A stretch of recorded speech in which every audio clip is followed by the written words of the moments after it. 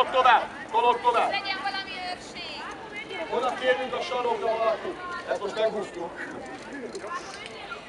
Gyertek ide és figyeljétek a kutya jelzéseit. Tehát a kutya ugyan nem számolt már szemben, lehet lenni nyugodtan, elszakadnak. Érzékeny kutyákkal meg gyertek le, akinek érzékeny a kutyája, azzal nem érzetek. Például ővele is egy kicsit ki lehetne jönni. Tehát azt nézzétek, hogy a kutya nagyon gyorsan kioldozik, akár embertől, akár egy helytől, és ezt oda kell eljussanak, hogy a kutya meg nem oldódik ki. Figyelj a sarkot, told el magadtól,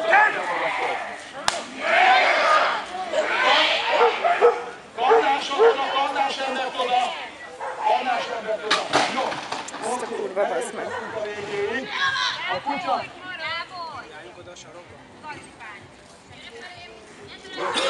Elérkeztünk oda! Elérkeztünk oda, hogy lassan be lehet fejezni, és amit mindenképpen látni kell ilyenkor, hogy a kutyának a belső viselkedését meg kell, hogy szüntessük. Nagyon okosak vagytok, marad! Most ugye, ha bemegy a gazdához, abban a pillanatban vége. Ahogy bemegy hozzá, de ugye legugol.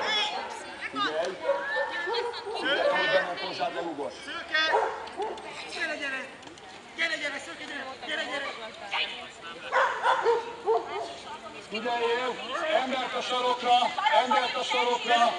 Nem kell már kalma, Jani, nem kell kalma, most már elfogadjuk azt, ha bemegy a gazdához.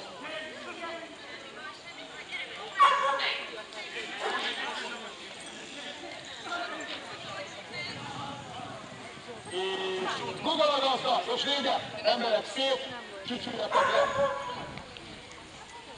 Engedd, hogy ő bújjon le hozzád. Nagyon jó. Nagyon, feküdjél! Oké.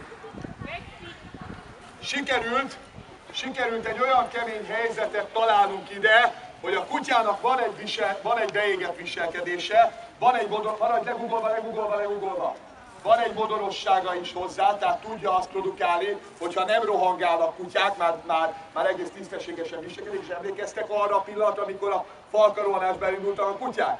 Hogy is tartott a kutya? És megvan az is, emlékeztek arra is, amikor a oktatói sorfal elindult, hogy a kutya agresszióval nyilvánult meg az emberek felé. Nem volt ez olyan nagyon kemény agresszió, de ahhoz képest meglepően gyorsan felállt, és el kellett mennünk odáig, hogy a kutyának eszébe ne jusson, még véletlenül sem jusson eszébe az, hogy a gazdával szemben